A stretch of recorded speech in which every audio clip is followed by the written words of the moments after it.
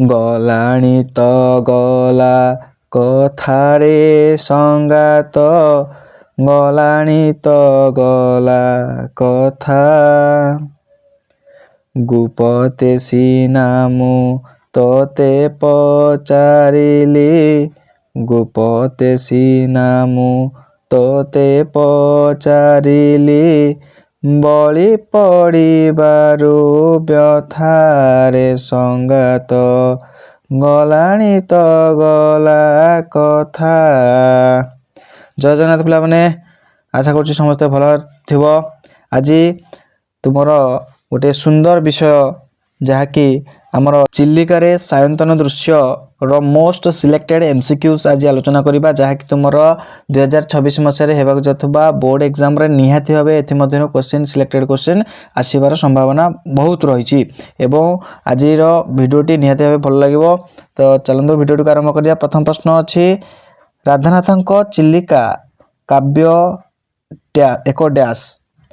ତ ଅର୍ଦ୍ଧ କାବ୍ୟ, ମହାକାବ୍ୟ, ବ୍ୟଙ୍ଗକାବ୍ୟ, ଖଣ୍ଡକାବ୍ୟ।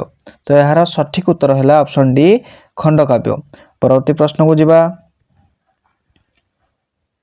କିଶୋର ଚନ୍ଦ୍ରାନ ଚମ୍ପୁ କିଏ ରଚନା କରିଥିଲେ?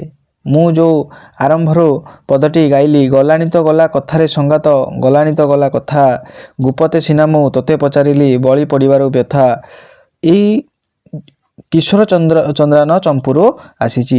ଏଇ ପଦକୁ କିଏ ରଚନା କରିଛନ୍ତି? ଏଇ ଚମ୍ପୁକୁ କିଏ?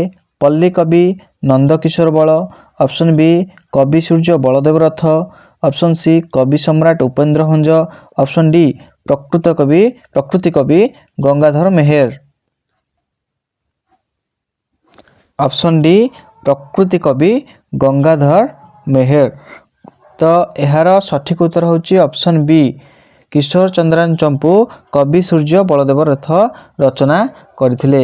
ପିଲେ ଆମର ଯେଉଁ କବି ସମ୍ରାଟ ଉପେନ୍ଦ୍ର ଭଞ୍ଜ ରହିଲେ, ସିଏ କ'ଣ କ'ଣ ଲେଖା ଆମର ରଖିଛନ୍ତି ନା ଆମର କୋଟି ବ୍ରହ୍ମାଣ୍ଡ ସୁନ୍ଦରୀ, ଲାବଣ୍ୟବତୀ, ବୈଦେହୀଶ ବିଳାସ, ରସିକ ହାରାବଳୀ, ପ୍ରେମ ସୁଧାନିଧି, ସୁଭଦ୍ର ପରିଣୟ ଏବଂ କଳା କୌତୁକ ଆଦି ରଚନା କରିଥିଲେ କିଏ? ଆମର କବି ସମ୍ରାଟ ଉପେନ୍ଦ୍ର ଭଞ୍ଜ।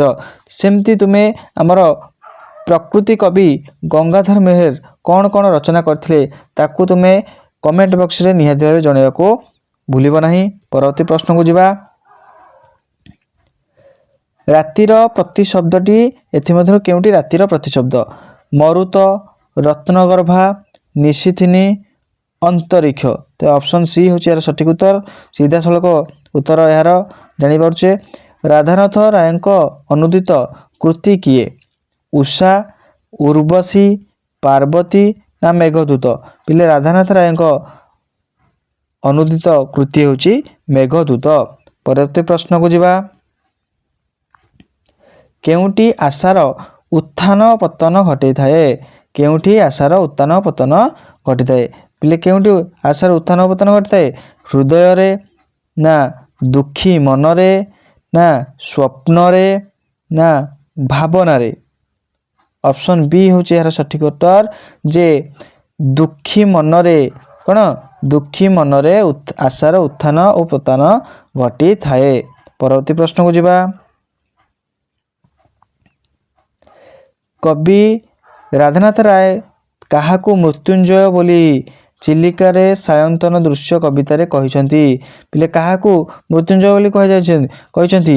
କବି ସୂର୍ଯ୍ୟଙ୍କୁ, ବୀରମାନଙ୍କୁ ନା ହନୁମାନଙ୍କୁ ନା ମୀନଜୀବୀଙ୍କୁ? ପିଲେ ଚିଲିକାରେ ସାୟନ୍ତନ ଦୃଶ୍ୟ କବିତାରେ କବି ସୂର୍ଯ୍ୟ ବଳଦେବ ରଥଙ୍କୁ ମୃତ୍ୟୁଞ୍ଜୟ ବୋଲି ବର୍ଣ୍ଣନା କରିଛନ୍ତି। ପିଲେ ଆମର ଯେଉଁ କବି ସୂର୍ଯ୍ୟ ବଳଦେବ ରଥ ରହିଲେ ଗଞ୍ଜାମ ଜିଲ୍ଲାର ବଡ଼ଖେମୁଣ୍ଡି ଅଞ୍ଚଳର ପଣ୍ଡିତ ଓ ମହାନ ସଙ୍ଗୀତଜ୍ଞ ଉଜ୍ଜ୍ୱଳ ରଥଙ୍କର ସୁପୁତ୍ର ଅଟନ୍ତି କବି ସୂର୍ଯ୍ୟ ବଳଦେବ ରଥ। ଅପସନ୍ ଏ ହେଉଛି ଏହାର ସଠିକ ଉତ୍ତର। ପରବର୍ତ୍ତୀ ପ୍ରଶ୍ନକୁ ଯିବା। ପାପର ଗର୍ତ୍ତରେ କିଏ ପଡ଼ିଥାଏ? ମନୁଷ୍ୟ ନା ମୂର୍ଖ ନା ଅଜ୍ଞାନ ଦୁଷ୍ଟ? ତ ଏହାର ସଠିକ ଉତ୍ତର ହେଲା ଅପସନ୍ ସି ଅଜ୍ଞାନ। ପାପର ଗର୍ତ୍ତରେ ଅଜ୍ଞାନ ପଡ଼ିଥାଏ। ପରବର୍ତ୍ତୀ ପ୍ରଶ୍ନକୁ ଯିବା। ଗଲାଣି ତ ଗଲା କଥାରେ ସଂଗାତ ଗୀତର ରଚୟିତା କିଏ? ଏଇ ଟିକେ ପୂର୍ବରୁ ଆମେ ଜାଣିଲେ ଯେ କ'ଣ କବି ସୂର୍ଯ୍ୟ ବଳଦେବ ରଥ ହେଉଛନ୍ତି ଏହାର ସଠିକ ଉତ୍ତର। କ'ଣ ରଚନା କରିଥିଲେ କିଏ? କବି ସୂର୍ଯ୍ୟ ବଳଦେବ ରଥ। ପରବର୍ତ୍ତୀ ପ୍ରଶ୍ନକୁ ଯିବା। ସଙ୍ଗୀତ ଆବେଶରେ ମନ କେଉଁଠି ବିତରଣ କରେ? ଭାବରାଜ୍ୟରେ, ସ୍ୱର୍ଗାଲୋକରେ, ଅତୀନ୍ଦ୍ରିୟ ଦେଶରେ ନା ଚିଲିକା ଜଳରେ? ପିଲେ ଅପସନ୍ ସି ହେଉଛି ଏହାର ସଠିକ ଉତ୍ତର। ସଙ୍ଗୀତ ଆବେଶରେ ଅତୀନ୍ଦ୍ରିୟ ଦେଶରେ ମନ ବିତରଣ କରେ। ଅପସନ୍ ସି ହେଉଛି ଏହାର ସଠିକ ଉତ୍ତର। ପରବର୍ତ୍ତୀ ପ୍ରଶ୍ନକୁ ଯିବା। ଜ୍ୟୋତ୍ସ୍ନା ପରିପ୍ଲୁତ ସୃଷ୍ଟି କିପରି ଦିଶୁଥିଲା? ରୂପାରେ ଛାଇ ହେଲା ପରି, ସୁନାରେ ଛାଇ ହେଲା ପରି, ଚୂନ ବୋଳି ହେଲା ପରି ନା ପାରଦରେ ଧୁଆ ହେଲା ପରି? ପରବର୍ତ୍ତୀ ପ୍ରଶ୍ନକୁ ଯିବା।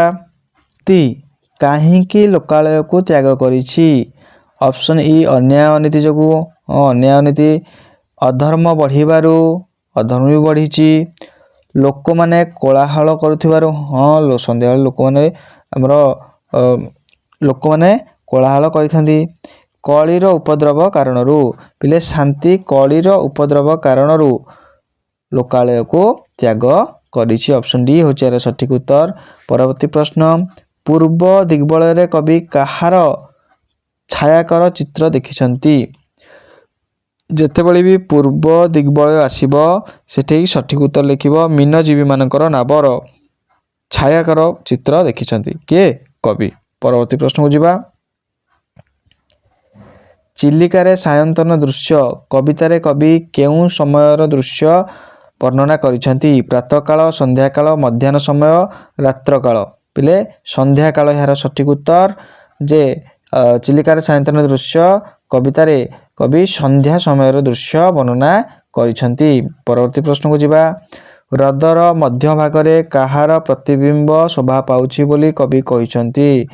ଅପସନ୍ ଏ ସୂର୍ଯ୍ୟଙ୍କର, ଅପସନ୍ ବି ନୌକାର, ଅପସନ୍ ସି ନାବିକର, ଅପସନ୍ ଡି ଦ୍ୱୀପ ମଧ୍ୟସ୍ଥ ପାହାଡ଼। ଯେତେବେଳେ ହ୍ରଦ କଥା ଆସିବ ପିଲେ ହ୍ରଦ କଥା ଆସିଲା ମାନେ ଦ୍ୱୀପ ମଧ୍ୟସ୍ଥ ପାହାଡ଼। ଏବଂ ଟିକେ ପୂର୍ବରୁ କହିଲି ଯେ ଯଦି ପୂର୍ବ ଦିଗ୍ବଳୟ ଆସିଲା ତାହେଲେ ମୀନଜୀବୀମାନଙ୍କର ନାବର ଛାୟାକାର ଚିତ୍ର ଦେଖିଛନ୍ତି ବୋଲି କବି କହିଛନ୍ତି। ପରବର୍ତ୍ତୀ ପ୍ରଶ୍ନକୁ ଯିବା। ଆଶା କରୁଛି ବୁଝି ହେଉଥିବ। ମାତ୍ର ଯଶ ଦେହେ ତୁମ୍ଭେ ଆୟୁଷ୍ମାନ ଏକଥା କବି କାହା ଉଦ୍ଦେଶ୍ୟରେ କହିଛନ୍ତି? ତ ଏଠି କବି ସୂର୍ଯ୍ୟ ବଳଦେବ ରଥଙ୍କ ଉଦ୍ଦେଶ୍ୟରେ କୁହାଯାଇଛି। ଅପସନ୍ ସି ହେଉଛି ଏହାର ସଠିକ ଉତ୍ତର। ପରବର୍ତ୍ତୀ ପ୍ରଶ୍ନକୁ ଯିବା। ନିଶା ଆଗମନରେ କିଏ ନିଶ୍ଚଳ ହୋଇଛି? ଅବନୀ, ଗଗନ, ବନଭୂମି, ଚିଲିକା? ନିଶା ଆଗମନରେ ଅବନୀ ନିଶ୍ଚଳ ହୋଇଛି। ପରବର୍ତ୍ତୀ। କଳି ଉପଦ୍ରବରେ କିଏ ଲୋକାଳୟ ତ୍ୟାଗ କରି ବନ ଦେଶରେ ଆଶ୍ରୟ ନେଇଛି? ଟିକେ ପୂର୍ବରୁ କହିଲେ ଅପସନ୍ ଡି ଶାନ୍ତି ଏହାର ଉତ୍ତର। ଶାନ୍ତି କଳି ଉପଦ୍ରବରେ ଲୋକାଳୟ ତ୍ୟାଗ କରି ବନ ଦେଶରେ ଆଶ୍ରୟ ନେଇଛି। କାହାକୁ କ୍ଷୀରୋଦ ସୋଦର ବୋଲି କବି କହିଛନ୍ତି? ସ୍ୱର୍ଗଚିତ୍ରିତ ଚନ୍ଦ୍ରଚୂଡ଼ଙ୍କ ତନକୁ, ଛାୟାଲୋକ ମିଶ୍ରିତ ବନସ୍ଥଳୀକୁ, ସ୍ନିଗ୍ଧ ତରୁପତ୍ରକୁ ନା ଅପସନ୍ ଡି ଜ୍ୟୋତ୍ସ୍ନାନ ବନକୁ? ଏଠି ଜ୍ୟୋତ୍ସ୍ନାନ ବନକୁ କ୍ଷୀରୋଦ ସୋଦର ବୋଲି କବି କହିଛନ୍ତି। ପରବର୍ତ୍ତୀ ପ୍ରଶ୍ନକୁ ଯିବା। ପଠିତ କବିତାରେ କାହାକୁ ଜ୍ୟୋତ୍ସ୍ନା ଦୁକୂଳ ବାସିନୀ ବୋଲି କବି କହିଛନ୍ତି? ବା ଏଠି ଜ୍ୟୋତ୍ସ୍ନା ଦୁକୂଳ ବାସିନୀ ବୋଲି କାହାକୁ କୁହାଯାଇଛି? ଚିଲିକାକୁ ନା ଦିଗଙ୍ଗନାକୁ ନା ଭାଲେରିକୁ ନା ବନଭୂମିକୁ? ଅପସନ୍ ବି ହେଉଛି ଏହାର ସଠିକ ଉତ୍ତର। ଯେ ଜ୍ୟୋତ୍ସ୍ନା ଦୁକୂଳ ବାସିନୀ ବୋଲି ଦିଗଙ୍ଗନାକୁ କବି ଏଠି କହିଛନ୍ତି। ପିଲେ ଏଇ ଦୁକୂଳର ଅର୍ଥ କ'ଣ? କମେଣ୍ଟ ବକ୍ସରେ ନିହାତି ଭାବେ ତୁମେ ଜଣାଅ ଦୁକୂଳର ଅର୍ଥ କ'ଣ? ପରବର୍ତ୍ତୀ ପ୍ରଶ୍ନକୁ ଯିବା। କାହାକୁ ଉଲ୍ଲାସର ଆତ୍ମା କୁହାଯାଇଛି? କାହାକୁ ଉଲ୍ଲାସର ଆତ୍ମା ବୋଲି କୁହାଯାଇଛି? ଦୁକୂଳବାସିନୀଙ୍କୁ, ବୀଣାବାଦନାକୁ, ଗୀତତାନକୁ, ଚିଲିକାର ଜଳକୁ? ପିଲେ ଉଲ୍ଲାସର ଆତ୍ମା, ଉଲ୍ଲାସ କେତେବେଳେ ସେ ମନ ଖୁସି ହେବ ନା ଗୀତତାନକୁ ଉଲ୍ଲାସର ଆତ୍ମା ବୋଲି କୁହାଯାଇଛି। ଏହାର ସଠିକ ଉତ୍ତର ଅପସନ୍ ସି ଗୀତତାନକୁ କୁହାଯାଇଛି। ପରବର୍ତ୍ତୀ ପ୍ରଶ୍ନକୁ ଯିବା। ଅଜ୍ଞାନ କେଉଁଠାରେ ପଡ଼େ? ଅଜ୍ଞାନ କେଉଁଠାରେ ପଡ଼େ? ମହାଶୂନ୍ୟରେ ନା ଅନ୍ଧକାର ଗର୍ଭରେ, ପାପ ଗର୍ତ୍ତରେ, ଅତଳ ଗହ୍ୱରରେ। ପିଲେ ଅଜ୍ଞାନ ପାପ ଗର୍ତ୍ତରେ ପଡ଼େ ବୋଲି ଆମେ ଟିକେ ପୂର୍ବରୁ ଜାଣିଲେ, ମନେ ରହିଯିବ ଏରା। ଦିଗଙ୍ଗନାଙ୍କର ଦୁକୁଳ ସହିତ କାହାକୁ ତୁଳନା କରାଯାଇଛି? ଅପସନ୍ ଏ ଗୀତତାନକୁ, ଅପସନ୍ ସି ଚିଲିକା ମାରୁତକୁ, ଅପସନ୍ ସି ନୀଳ ଜଳରାଶିକୁ, ନା ଅପସନ୍ ବି ଜ୍ୟୋତ୍ସ୍ନାକୁ। ତ ଏଠି ଦିଗଙ୍ଗନାଙ୍କର ଦୁକୁଳ ସହିତ ଜ୍ୟୋତ୍ସ୍ନାକୁ ତୁଳନା କରାଯାଇଛି। ପରବର୍ତ୍ତୀ ପ୍ରଶ୍ନକୁ ଯିବା। ଦୁଃଖୀ ମନରେ କାହାର ଉତ୍ଥାନ ପତନ ଘଟିଥାଏ? ପିଲେ ଦୁଃଖୀ ମନରେ ଆଶାର, ମନେ ରଖିଥାଏ ସବୁବେଳେ, ଦୁଃଖୀ ମନରେ ଆଶାର ଉତ୍ଥାନ ପତନ ଘଟିଥାଏ। ପରବର୍ତ୍ତୀ ପ୍ରଶ୍ନକୁ ଯିବା। ସଙ୍ଗୀତ ଆବେଶରେ ଅତୀନ୍ଦ୍ରିୟ ଦେଶରେ କିଏ ବିଚରଣ କରେ? ଆତ୍ମା, ଆଶା, ତାନ, ମନ। ପିଲେ ସଙ୍ଗୀତ ଆବେଶରେ ଅତୀନ୍ଦ୍ରିୟ ଦେଶରେ ମନ ବିଚରଣ କରିଥାଏ। ପରବର୍ତ୍ତୀ ପ୍ରଶ୍ନକୁ ଯିବା।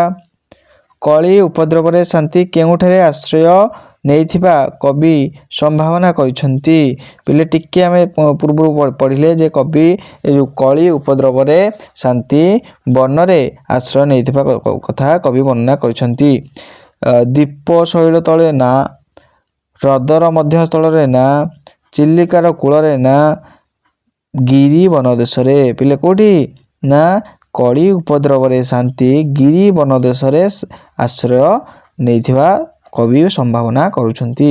ପରବର୍ତ୍ତୀ ପ୍ରଶ୍ନକୁ ଯିବା।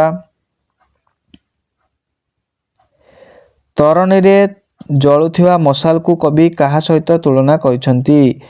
ସନ୍ଧ୍ୟାତାରା, ପାପ ମୂର୍ତ୍ତି, ଅଜ୍ଞାନ ମୂର୍ତ୍ତି, ଭୈରବ ମୂର୍ତ୍ତି।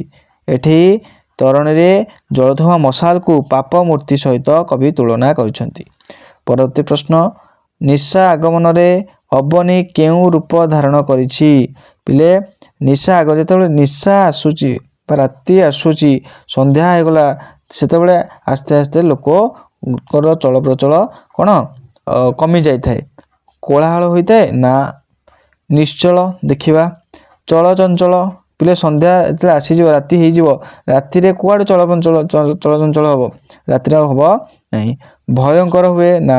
ପିଲେ ଅପସନ୍ ବି ହେଉଛି ସଠିକ୍ ଉତ୍ତର। ଏଠି ନିଶା ଆଗମନରେ କ'ଣ ଅବନୀ ନିଶ୍ଚଳ ରୂପ ଧାରଣ କରିଥାଏ। ପରବର୍ତ୍ତୀ ପ୍ରଶ୍ନକୁ ଯିବା।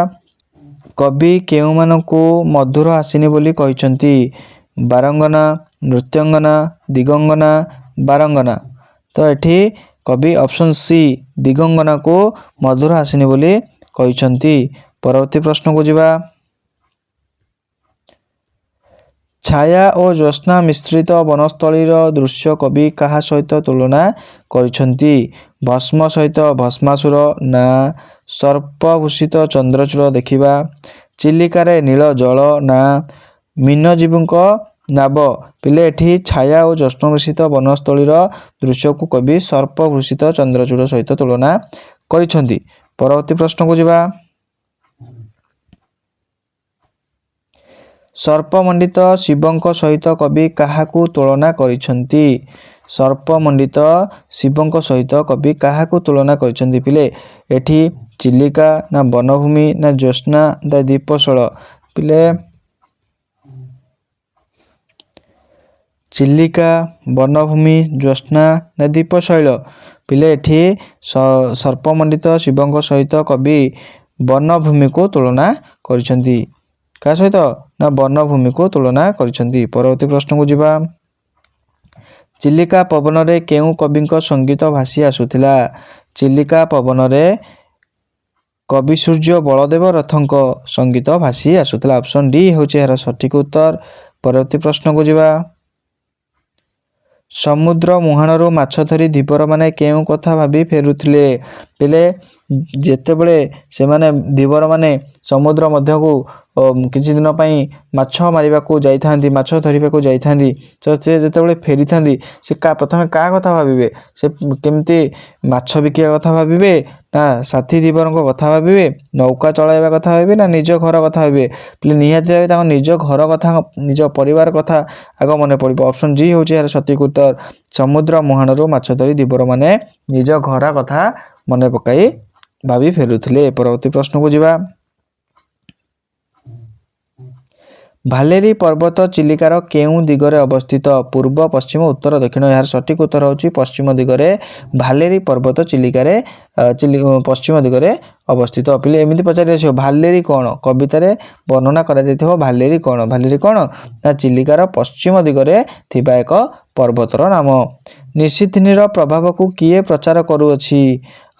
ଲୋକ କୋଳାହଳ, ଜ୍ୟୋତ୍ସ୍ନାଲୋକ, ଦୂର ଝର ନାଦ, ଚିଲିକା ମାରୁତ? ଅପସନ୍ ସି ହେଉଛି ଏହାର ସଠିକ୍ ଉତ୍ତର। ପରବର୍ତ୍ତୀ ପ୍ରଶ୍ନକୁ ଯିବା। ମଶାଲ ଦେଖି ମୀନମାନେ କ'ଣ କରିବେ? ମଶାଲକୁ ଦେଖି ମୀନମାନେ କ'ଣ କରିବେ? ଦୂରକୁ ଚାଲିଯିବେ, ତରି ଗର୍ଭରେ ପଡ଼ି ପ୍ରାଣ ଦେବେ, ଜାଲରେ ପଡ଼ିବେ, ନା ଗର୍ତ୍ତରେ ପଶିବେ? ପିଲେ ଏହାର ସଠିକ୍ ଉତ୍ତର ହେଉଛି ଅପସନ୍ ବି, ତରି ଗର୍ଭରେ ପଡ଼ି ପ୍ରାଣ ଦେବେ। ଅପସନ୍ ବି ହେଉଛି ଏହାର ସଠିକ୍ ଉତ୍ତର। ଆଶା କରୁଛି ବୁଝିପାରୁଥିବ। ମୀନ ଆକର୍ଷଣ ଆଶାରେ ପୋତପାଳ ତରଣୀରେ କ'ଣ କରେ? ଜାଲ ବାନ୍ଧେ, ନା ମଶାଲ ଜଳାଏ, ଖାଦ୍ୟ ପକାଏ, ନା ଗୀତ ଗାଏ? ତ ମୀନ ଆକର୍ଷଣ ଆଶାରେ ପୋତପାଳ ମଶାଲ ଜଳାଏ। କ'ଣ କରେ? ମଶାଲ ଜଳାଏ। ପରବର୍ତ୍ତନ ପାଖକୁ ପ୍ରଶ୍ନକୁ ଯିବା। ମୃତ୍ୟୁଞ୍ଜୟ ତୁମେ ଉତ୍କଳ ଭୂମିନେ, ଏକଥା କାହାକୁ କୁହାଯାଇଛି? ବାରମ୍ବାର କହୁଛି, କବି ସୂର୍ଯ୍ୟ ବଳଦେବ ରଥଙ୍କୁ କୁହାଯାଇଛି। ମୃତ୍ୟୁଞ୍ଜୟ ତୁମେ ଉତ୍କଳ ଭୂମନେ। ପରବର୍ତ୍ତୀ ପ୍ରଶ୍ନକୁ ଯିବା। କାହାକୁ ଆକର୍ଷଣ କରିବା ପାଇଁ ପୋତପାଳ ତରଣୀରେ ମଶାଲ ଜାଳିଥିଲେ? କାହାକୁ? ବାରମ୍ବାର କେତେ ଥର ପଢ଼ିବା? ମୀନକୁ। ମୀନକୁ ଆକର୍ଷଣ କରିବା ପାଇଁ ପୋତପାଳ ତରଣୀରେ ମଶାଲ ଜାଳିଥିଲେ। ପରବର୍ତ୍ତୀ ପ୍ରଶ୍ନକୁ ଯିବା। ଇନ୍ଦ୍ରିୟମାନଙ୍କୁ ଅତିକ୍ରମ କରି, ଏହି ଅର୍ଥରେ ଚିଲିକାରେ ସାୟନ୍ତନ ଦୃଶ୍ୟ କବିତାରେ କେଉଁ ଶବ୍ଦ ପ୍ରୟୋଗ କରାଯାଇଛି? ନା ଜିତେନ୍ଦ୍ରୟ, ଅଜିତେନ୍ଦ୍ରୟ, ଇନ୍ଦ୍ରିୟାତୀତ, ଅତୀନ୍ଦ୍ରୟ? ପିଲେ ଅପସନ୍ ଡି ହେଉଛି ଏହାର ସଠିକ୍ ଉତ୍ତର, ଅତୀନ୍ଦ୍ରୟ। ଇନ୍ଦ୍ରିୟମାନଙ୍କୁ ଅତିକ୍ରମ କରି ଅର୍ଥ ହେଉଛି ଏଠି ଅତୀନ୍ଦ୍ରୟ। ଏବଂ ଏହା ଶେଷ ପ୍ରଶ୍ନ। ଶେଷ ପ୍ରଶ୍ନରେ ଅଛି କ'ଣ? ପ୍ରଶାନ୍ତ ବନଦେଶରେ କ'ଣ ଲେଶ ମାତ୍ର ନାହିଁ? ପ୍ରଶାନ୍ତ ବନଦେଶରେ କ'ଣ ଲେଶ ମାତ୍ର ନାହିଁ? ପିଲେ ଏହାର ସଠିକ୍ ଉତ୍ତରକୁ ତୁମେ କମେଣ୍ଟ ବକ୍ସରେ ମୋତେ ଜଣାଅ। ଦେଖାଯାଉ। ଭିଡ଼ିଓଟିକୁ ତୁମେ ସମ୍ପୂର୍ଣ୍ଣ ଦେଖିଥିବାରୁ ବହୁତ ବହୁତ ଧନ୍ୟବାଦ।